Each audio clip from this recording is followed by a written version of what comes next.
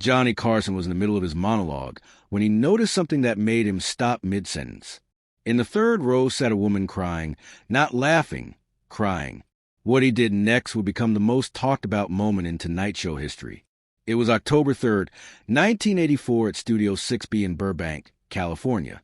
The Tonight Show was in full swing, and Johnny was delivering his trademark monologue to a packed audience of 300 people. He'd already gotten huge laughs with jokes about the presidential election and a bit about his recent golf game. The energy in the room was electric, the way it always was when Johnny was on fire. But something was wrong in row 3. Margaret Sullivan sat perfectly still while everyone around her roared with laughter. Tears were streaming down her face, and she wasn't even trying to hide them. She was wearing a black dress and clutching a tissue in her hand, staring at Johnny Carson like he was the only person in the world. Johnny had been doing this show for 22 years. He'd performed in front of thousands of audiences, told tens of thousands of jokes, and he could read a crowd better than anyone in television. And right now, his instincts were telling him something was very, very wrong with the woman in the black dress. Margaret Sullivan hadn't wanted to come to the show that night. In fact, she'd spent most of the day trying to give away her tickets, but her daughter had insisted, saying it's what Dad would have wanted. Margaret's husband, Robert Sullivan, had died that morning at 6:47 a.m. after a sudden heart attack. He was 63 years old. Robert had been watching The Tonight Show with Johnny Carson every night for over 2 decades. It was his ritual, his way of ending each day. Even during his final hospital stay 2 years earlier when he'd had his first heart scare, Robert had insisted the nurses let him watch Johnny. "If I'm going out," he joked, "I want Johnny's voice to be the last thing I hear." The tickets for tonight's show had arrived 3 weeks ago. Robert had requested them months in advance. And when they finally came in the mail, he'd been as excited as a kid on Christmas morning. He'd marked the date on the calendar, told everyone at work, even bought a new shirt specifically for the occasion. But Robert never made it to the show. At 6:47 that morning, while making coffee and humming the Tonight Show theme song, his heart simply stopped. Margaret's daughter, Linda, had found the tickets on her father's dresser that afternoon while helping her mother with funeral arrangements. "Mom," Linda had said, holding up the tickets with tears in her eyes, "we have to go. Dad would have wanted us to go." Margaret had protested. How could she sit in an audience and laugh when her husband of 38 years was dead? How could she watch Johnny Carson crack jokes when her whole world had just collapsed? But Linda had been insistent. Dad lived for the show. He would have wanted someone to use those tickets. He would have wanted us to go and laugh for him since he can't. So Margaret had put on her black dress, the same one she'd been wearing at the hospital that morning, and she'd come to Studio 6B. She'd sat down in row 3, center section, the exact seats Robert had requested when he filled out the ticket application. And now, as Johnny Carson told jokes and the audience laughed, Margaret couldn't stop crying. Johnny finished his current joke, got his laugh, and prepared to move into his next bit. But he couldn't concentrate. His eyes kept drifting back to the woman in row 3. In 22 years of hosting this show, he'd seen plenty of people not laugh at his jokes, but he'd never seen someone sit in his audience and cry with such obvious heartbreak. He started his next joke, but halfway through he stopped. The words just wouldn't come. He looked down at his cue cards, then back up at the woman. The audience, sensing something unusual was happening, began to quiet down. Johnny put down his cue cards and took a step forward. "Ladies and gentlemen," he said, his voice unusually serious, "I need to do something I've never done before." The audience went completely silent. Ed McMahon, sitting at his desk off to the side, looked confused. The cameramen weren't sure where to point their cameras. Johnny walked to the edge of the stage and pointed toward row 3. "Ma'am," he said gently, the woman in the black dress, "are you all right?" 300 people turned to look at Margaret Sullivan. The hot studio lights suddenly found her, and she was visible on the monitors throughout the building. Backstage producers were frantically trying to figure out what was happening. Margaret looked up at Johnny, tears still streaming down her face, and shook her head. "No," she said softly, her voice barely audible. "I'm not all right." What Johnny Carson did next shocked everyone in that studio, everyone watching on television, and eventually everyone who heard about it. He walked down the steps at the side of the stage and into the audience. In 22 years of hosting The Tonight Show, Johnny Carson had never left the stage during a broadcast except during commercial breaks. Never. The show had a format, a structure, a way things were done. And walking into the audience during a taping was not part of that format. But Johnny wasn't thinking about format or structure or ratings or what his producers would say. He was thinking about a woman who was crying in his audience. And he was thinking about the fact that something was terribly, terribly wrong. He made his way down the aisle toward row 3 as the audience watched in stunned silence. When he reached Margaret's row, the people sitting next to her moved aside to let him through. Johnny knelt down in the aisle next to Margaret's seat. The cameras, now realizing this was a moment worth capturing, zoomed in on the two of them. "What's your name?" Johnny asked softly. "Margaret," she managed to say through her tears. "Margaret Sullivan." "Margaret," Johnny said, his voice gentle. "Why are you here tonight?" And that's when Margaret broke down completely. "My husband died this morning," she sobbed. "These were his tickets. He loved you so much. He watched you every single night for 22 years. He was so excited about coming here tonight, and now he's gone. And I'm here. And I don't know why I came, but my daughter said he would have wanted us to use the tickets." And she couldn't continue.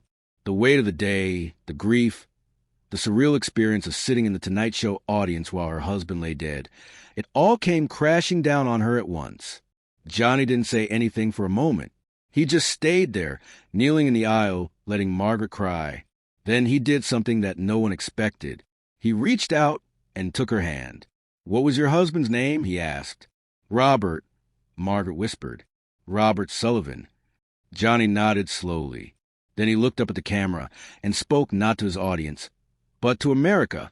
"Ladies and gentlemen, this is Margaret Sullivan. Her husband, Robert, passed away this morning. Robert was a fan of this show, and these were his tickets. Margaret came here tonight because she thought it's what Robert would have wanted." He paused, his own voice starting to crack. "I've been doing this show for 22 years. I tell jokes. I interview celebrities. I try to make people laugh before they go to bed. But you know what? None of that matters compared to what Margaret is going through right now. None of it." The studio was so quiet you could hear the cameras humming. Johnny turned back to Margaret. "Would you like to tell me about Robert?" he asked. And so, in the middle of a Tonight Show taping with cameras rolling and 300 people watching in silence, Margaret Sullivan told Johnny Carson about her husband. She told him about how Robert would rush home from work every night to make sure he didn't miss the monologue. She told him about how Robert could quote Johnny's jokes word for word the next day. She told him about how during Robert's hospital stay 2 years ago, watching Johnny had been the only thing that made him smile. "He said you were like a friend," Margaret said, wiping her eyes. "Every night, it was like having a friend visit. He loved you, Johnny. He really did." Johnny Carson, the man who'd maintained perfect composure through thousands of shows, who'd handled every situation with wit and charm, who never let his emotions show on camera, started to cry. "Margaret," he said, his voice thick with emotion, "I never met Robert, but I want you to know something. When I sit behind that desk every night and tell jokes and talk to guests, I always imagine I'm talking to one person. Just one person sitting at home who needs a laugh, who needs a break from their day, who needs a friend. Robert was that person for me. He was exactly who I was talking to all these years." Margaret squeezed Johnny's hand. "He would have loved hearing that," she said. Johnny stood up slowly. He looked at the audience, then at the cameras, then back at Margaret. "Margaret," he said, "I'm going to finish this show, but I want you to know something. Tonight, every joke I tell, every laugh I get, every moment of the show is for Robert. This whole show is for your husband." The audience erupted in applause, but it wasn't the usual excited applause. It was respectful, emotional, the kind of applause that acknowledges something sacred has just happened. Johnny walked back to the stage, wiping his eyes as he went. When he reached his desk, he picked up his cue cards, looked at them, and tossed them aside. "Ladies and gentlemen," he said into the camera, his voice still emotional, We're going to continue with the show, but I want to dedicate tonight's program to Robert Sullivan, who never missed an episode. Robert, wherever you are, this one's for you. What happened next was unlike any Tonight Show episode before or since. Johnny continued with his show, but something had fundamentally changed. Every joke seemed more meaningful. Every moment felt more genuine. The celebrity guests that night, including Tom Selleck and B. Midler, had been told what happened during the commercial break, and both of them mentioned Robert during their segments. To Robert Sullivan, Tom Selleck said, raising his coffee mug during his interview, the audience applauded. When B. Midler performed her song at the end of the show, she looked directly at Margaret in the audience and dedicated her performance to Robert's memory. Throughout the show, cameras would occasionally cut to Margaret in the audience. She wasn't crying anymore. She was smiling. Not a big smile, not a happy smile, but a peaceful smile. The smile of someone who'd been given an unexpected gift in the middle of unimaginable grief. After the show ended and the studio lights came up, Johnny Carson did something else he'd never done before. Instead of heading straight to his dressing room, as he always did, he walked back into the audience to find Margaret. "Can I have a moment with you?" he asked. Margaret followed Johnny backstage to his dressing room. Her daughter, Linda, who'd been sitting next to her, came too. For 15 minutes, Johnny talked with them about Robert, about loss, about life. He shared stories about his own father, who'd passed away several years earlier. He talked about how grief never really goes away, but it changes. It softens. Before Margaret left, Johnny gave her something. It was a photograph of himself inscribed with a message to Robert Sullivan, who was there every night, and to Margaret, who loved him with deepest sympathy and respect. Johnny Carson. Margaret clutched the photograph to her chest. "Thank you," she whispered. "Thank you for seeing me. Thank you for stopping the show. Thank you for caring." "Margaret," Johnny said, his hand on her shoulder, "thank you for coming tonight. Thank you for trusting me with Robert's memory. And thank you for reminding me why I do this show." The episode aired the next night, and within hours it became the most talked about Tonight Show in years. The switchboard at NBC was flooded with calls. Newspapers ran stories about it. People who'd been watching at home called their friends and family to tell them what they'd witnessed. But the story didn't end there. It never does when something truly meaningful happens. In the weeks and months that followed, Johnny Carson became different. Crew members noticed it. Regular viewers noticed it. He seemed more present, more engaged, more aware of his audience as individuals rather than as a collective mass. He started paying closer attention during audience warm-ups. He asked his producers to look out for people in the audience who seemed troubled or upset. That night with Margaret changed him. Ed McMahon said years later, Johnny realized that his show meant more people than just entertainment. It was a companion, a friend, a presence in people's lives, and he took that responsibility seriously. After that, Margaret Sullivan continued to watch The Tonight Show every night, just as Robert had. She wrote to Johnny several times over the years, updating him on her life, her grief, her healing. Johnny wrote back every time, personal letters in his own handwriting. When Johnny Carson retired from The Tonight Show in 1992, Margaret was in the audience for his final episode. Johnny spotted her before the show started and had her brought backstage. They embraced like old friends. "Thank you for that night," Johnny told her. "Thank you for teaching me what this show really means." "Thank you for seeing me when I needed to be seen," Margaret replied. The story of Johnny Carson and Margaret Sullivan reminds us that sometimes the most powerful moments in television, in life, happen when we stop performing and start connecting, when we stop following the script and start responding to what's real. Johnny could have ignored Margaret that night. He could have continued with his monologue, finished his show, and gone home. After all, he had a format to follow, a show to produce, millions of viewers expecting their usual dose of entertainment. But instead, he chose humanity over format. He chose connection over convention. He chose to be Johnny the person instead of Johnny the performer.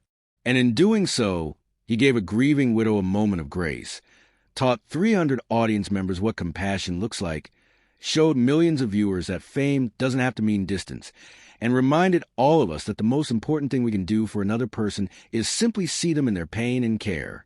Today, there's a small mention in the Museum of Broadcasting in New York about the October 3rd, 1984 episode of The Tonight Show. It's not celebrated for its ratings or its celebrity guests. It's remembered as the night Johnny Carson stopped being a talk show host and became exactly what Robert Sullivan had always seen him as, a friend. The greatest performance of Johnny Carson's career wasn't a joke or an interview or a comedic bit.